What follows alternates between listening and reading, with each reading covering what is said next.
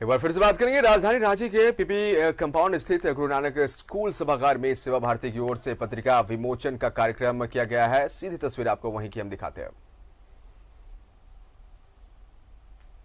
उन जरूरतमंदों के बीच सेवा का कार्यक्रम निरंतर चलता रहा। जिस सेवा भावना का परिचय सेवा भारती के माध्यम से दिया गया है, सेवा भारती के स्वयंसेवक चाहते भी नहीं कि उनकी सेवा को कोई नाम मिले, कोई अलंकरण मिले। यही गीता का निष्काम कर्म योग है, यही सच्ची सेवा भावना है। यही वजह है कि इनके साथ खड़े होने में मैं खुद को गौरवान्वित महसूस करती हूँ। स्वतंत्रता दिवस की 75वीं वर्षगांठ को भारत सरकार आजादी का अमृत महोत्सव के रूप में मना रही है। 15 अगस्त 1947 को सदियों की पराधीनता के बाद भारत स्वतंत्र हुआ। माननीय प्रधानमंत्री श्री नरेंद्र मोदी जी स्वतंत्रता संग्राम के 75वें वर्ष के अमृत महोत्सव की शुरुआत 12 मार्च 2021 को नए दांडी मार्च के रूप में उन्होंने प्रारंभ किया।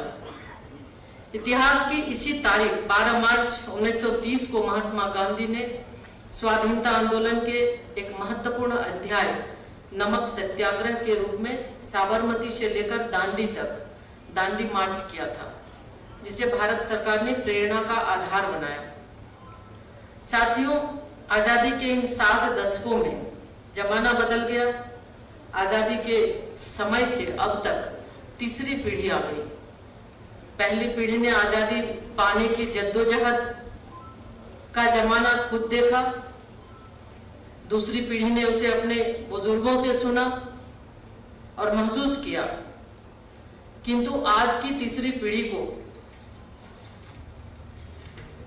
उनकी सहज याद नहीं है। यह महोत्सव मौजूदा पीढ़ी को उन सपनों, आशाओं तथा अपेक्षाओं को याद दिलाएगा जिन्हें हम भारत के लोग अपने दिलों में बसाए हुए थे। भगवान बिरसा मुंडा, सिद्धू कानू, महात्मा गांधी, सरदार पटेल, नेताजी सुभाष चंद्र बोस, बाबा साहब भीमराव अंबेडकर और डॉक्टर श्यामा प्रसाद मुखर्जी के सपनों से परिपूरित भारत के निर्माण का यज्ञ पूरा करने के लिए और तेजी से जुट जाने के लिए यह महोत्सव नया उत्साह भरेगा। उन महानायकों में से एक सरदार वल्लभ भाई पटेल जी की आज जयंती है, जिनके नाम पर हम राष्ट्रीय एकता दिवस मनाते हैं। साथियों, स्वाधीनता दिवस का अमृत महोत्सव यह अवसर देता है कि हम भविष्य पर निगाह रखते हुए देश की आजादी के संघर्ष के गौरवमयी इतिहास को भी याद रखें। प्रधानमंत्री नरेंद्र मोदी जी ने गुजरात के साबरमती आश्रम से स्वाधीनता के अमृत महोत्सव की शुरुआत करते हुए कहा था, किसी राष्ट्र का गौरव तभी जागृत रहता है जब वह अपने स्वाभिमान और बलिदान की परंपराओं को अगली पीढ़ी को भी सिखाता है, संस्कारित करता है, उन्हें उसके लिए निरंतर प्रेरित करता है। इसलिए यह आशा है कि यह महोत्सव नई पीढ़ी में लोकतांत्रिक संस्थाओं के प्रति सम्मान पैदा करेगा और उनमें आजादी पाने के लिए दिए गए बलिदानों की स्मृति जगाते हुए समता तथा न्याय मूलक समाज की रचना की प्रेरणा देगा। आदरणीय प्रधानमंत्री श्री नरेंद्र मोदी जी ने अपने मंत्री परिषद में मुझे शामिल किया। हम कुछ गलतियों को ठीक करने का प्रयास कर रहे हैं। हम उस चंदन की तलाश में हैं जो हमारे माथे का तिलक बनने का पात्र है, लेकिन सामान्य लकड़ी की भांति अब तक उपेक्षित है। हम उस कालिक को भी मिटाने के प्रयास में हैं जो जबरदस्ती हमारा काजल बनकर हमारी आंखों में खटक रहा है। यह काम बड़ा है और चुनौतीपूर्ण भी है। नई राष्ट्रीय शिक्षा नीति के जरिए हम अपने विस्मृत या उपेक्षित पर वास्तव में गौरवशाली इतिहास के पुनर्पाठ का भागीरथ प्रयास कर कर रहे हैं। हमें इस पुनीत यज्ञ में राज्य सरकारों का सक्रिय सहयोग चाहिए और सेवा भारती जैसी संस्थाओं का समर्थन भी। हमें विश्वास है कि इस सहयोग समर्थन हमें मिलेगा, क्योंकि जो तटस्थ रहेगा समय लिखेगा उनका इतिहास। भारत के आधुनिक राष्ट्रीय चेतना 1857 के महाविद्रोह से शुरू होती है, फिर 1905 का बंग भंग के फलस्वरूप स्वदेशी आंदोलन, 1920 का असहयोग आंदोलन, 1930 का सविनय अवज्ञा आंदोलन तथा 1942 का भारत छोड़ो आंदोलन से स्पंदित होकर यह यात्रा आगे बढ़ती है, जिसका अंतिम परिणाम 15 अगस्त 1947 को भारत अपनी आज़ादी के रूप में अर्जित करता है। लेकिन साथियों, स्वाधीनता की 75वीं वर्षगांठ सिर्फ जश्न के लिए हमें प्रेरित नहीं करती, बल्कि हमें अपनी जवाबदेही का भी एहसास कराती है। पिछले 75 वर्षों में हमने क्या पाया और क्या खोया, इसकी व्यापक समीक्षा की भी मांग करती है। लंबे समय तक देश के विभिन्न, खासतौर से सुदूर भागों की आबादी विकास और लोकतंत्र के तमाम नारों और घोषणाओं के बावजूद अपेक्षाकृत पिछड़ी ही रही। लेकिन वर्तमान में मोदी सरकार द्वारा समावेशी लोकतंत्र के माध्यम से कल्याणकारी योजनाओं का क्रियान्वयन और उन तक उन्हें पहुंचाने का कार्य सुनिश्चित किया जा रहा है, ताकि महात्मा गांधी के अंतिम जन्म या पंडित दीनदयाल के अंत्योदय के कल्याण के स्वप्न को साकार किया जा सके। राष्ट्रीय शिक्षा नीति 2020 के संदर्भ में त्रिभाषा नीति, विशेष रूप से मातृभाषा तथा भारत की क्षेत्रीय भाषाओं को सीखने पर जोर दिया गया है, जिसके जरिए स्कूली बच्चे अंग्रेजी सीखने के साथ साथ मातृभाषा में शिक्षा पाएंगे। नई राष्ट्रीय शिक्षा नीति में कौशल को जोड़े जाने की बात भी की गई है। कौशल आधारित शिक्षा नौकरियां दिलवा पाने में भी कामयाब होगी, यानी जो लोग विभिन्न कारणों से अनेक वर्षों तक उच्च शिक्षा में समय नहीं व्यतीत कर सकते या मेडिकल इंजीनियरिंग की डिग्रियां हासिल नहीं कर सकते, उनके लिए अब कौशल आधारित शिक्षा स्कूलों एवं विश्वविद्यालयों में भी उपलब्ध होगी। अमेरिका और यूरोप के देशों में कौशल विकास पर बहुत जोर दिया गया है। अब रोजगार मांगने के बजाय रोजगार देने का समय आया है और इस राष्ट्रीय शिक्षा नीति के माध्यम से रोजगारोन्मुखी शिक्षा पर विशेष बल दिया गया है। झारखंड जैसे राज्यों के बच्चों के लिए बहुत उपयोगी होगा। यहाँ खेल प्रतिभाएं चारों तरफ बिखरी हुई है। यही नहीं, बेटियों के प्रबल प्रवक्ता आदरणीय प्रधानमंत्री श्री नरेंद्र मोदी जी ने सैनिक स्कूलों में भी बेटियों के लिए दरवाजे खोल दिए हैं। अब सैनिक स्कूलों में भी हमारी बेटियों का एडमिशन हो रहा है। साथियों, अर्थनीति के क्षेत्र में प्रधानमंत्री जी ने सहकारवाद का नारा दिया और उसे उन्होंने पूंजीवाद व समाजवाद के बीच की धारा बतलाई है। यह एक ऐसी मुहिम है जिसमें लोग एक दूसरे की मदद करेंगे और महिलाओं के स्वयंसेवी समूहों को सहकारवाद के जरिए बढ़ावा दिया जाएगा। किसान सम्मान निधि के माध्यम से किसानों को सम्मान देने की बात हो रही है। कुछ के द्वारा कृषि कानून को लेकर विरोध जताया जा रहा है, लेकिन कृषि वैज्ञानिकों को द्वारा और अन्य सभी संस्थाओं ने इस कानून का साथ सपोर्ट किया। कानून के बारे में उन्होंने बहुत ही अच्छे ढंग से उन्होंने बताया भी है।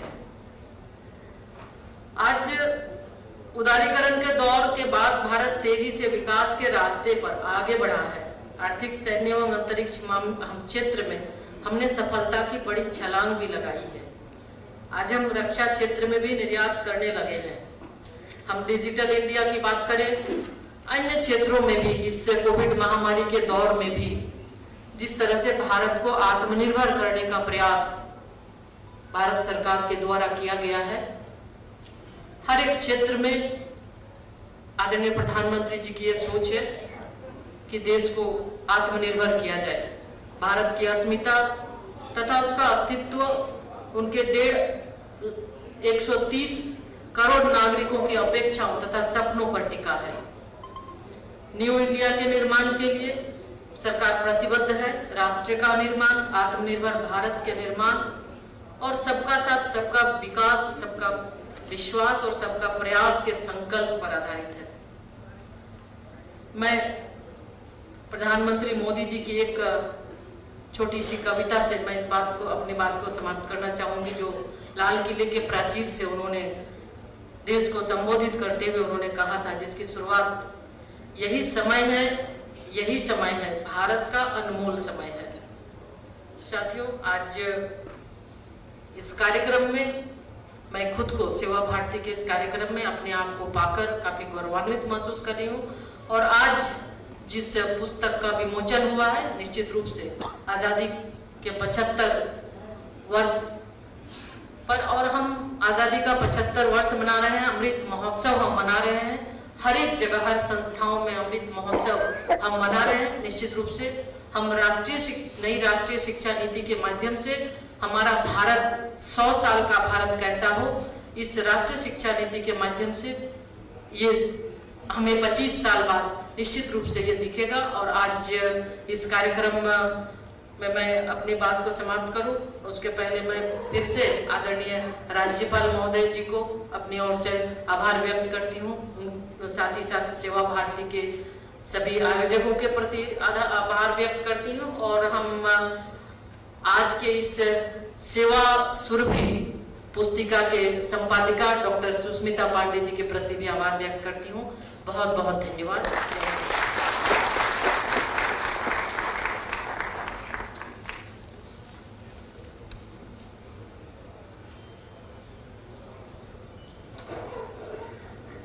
धन्यवाद महोदया, आपके सार्वत्रिक गर्भित विचारों से हम धन्य हो गए। डॉक्टर सुष्मिता पांडे ने विगत 21 वर्षों से विशेष योग्यता, प्रतिभा एवं परिश्रम के साथ सेवा सुरभि पत्रिका का संपादन किया है।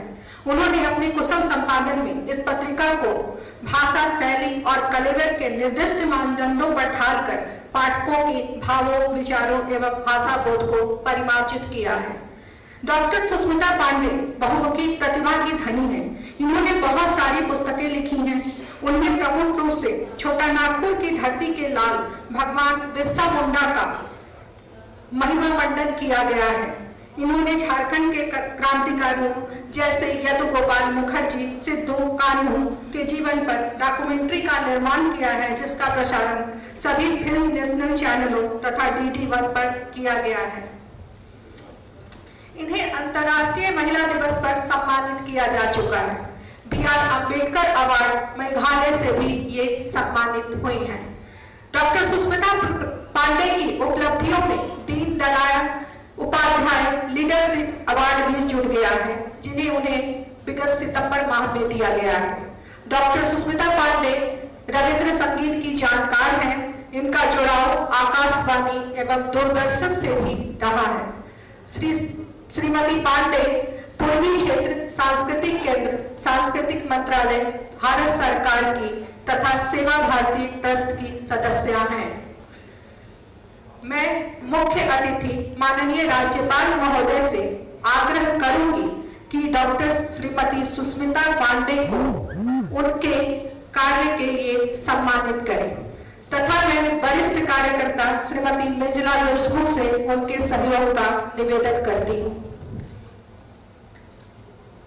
आगे मत जाना भाई, वहीं रहो।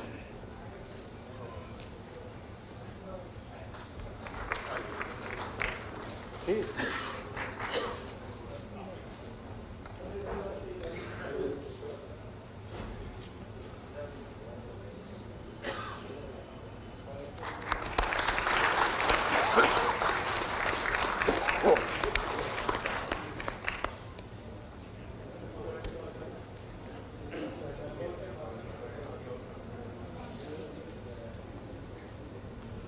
कार्यक्रम को आगे बढ़ाते हुए हम उन बालिकाओं के आभारी हैं जिन्होंने अपनी नृत्यगत निपुणता से हमें ईश्वर के निकट पहुंचा दिया था।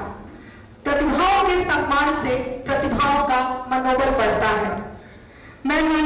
शिक्षा राज्य मंत्री से अनुरोध करती हूँ कि इन प्रतिभाओं को तथा जिस गुरु के कुशल निर्देशन में ये प्रतिभाएं पल्लवित हुई हैं उन्हें सम्मानित करें। श्रीमती सोमाली।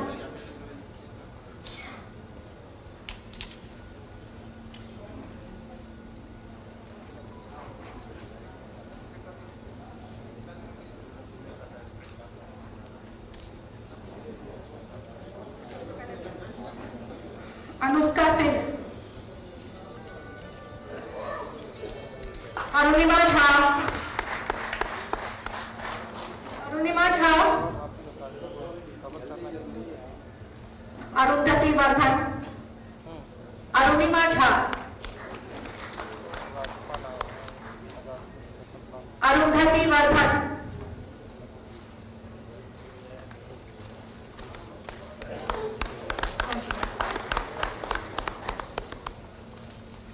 अशीषा मिश्रा।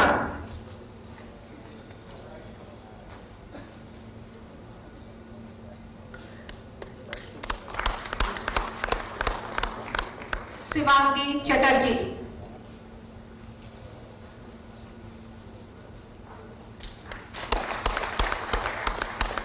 और इनकी गुरु श्रीमती सोमाली।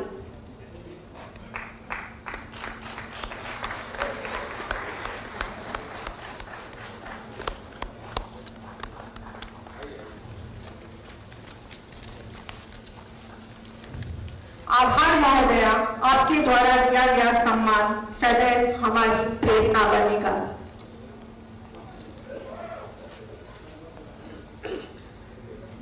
संगीत कला की सबसे खूबसूरत कृतियों में से एक है।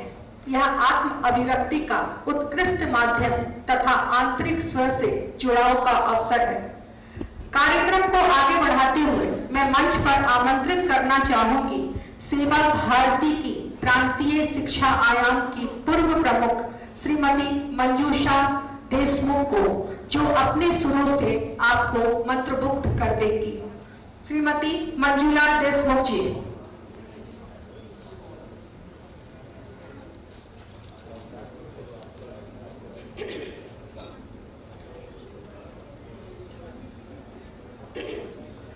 हम अपना देश बनाएंगे, हम अपना देश सजाएंगे, हम अपना देश बनाएंगे, हम अपना देश सजाएंगे। अपनी कृति से, अपनी मति से भारत का मान बढ़ाएंगे, हम अपना देश बनाएंगे, हम अपना देश सजाएंगे। हिमगिरी से सागर तक फैला, सूरज की लाली से उजाला, हिमगिरी से सागर तक फैला, सूरज की लाली से उजाला।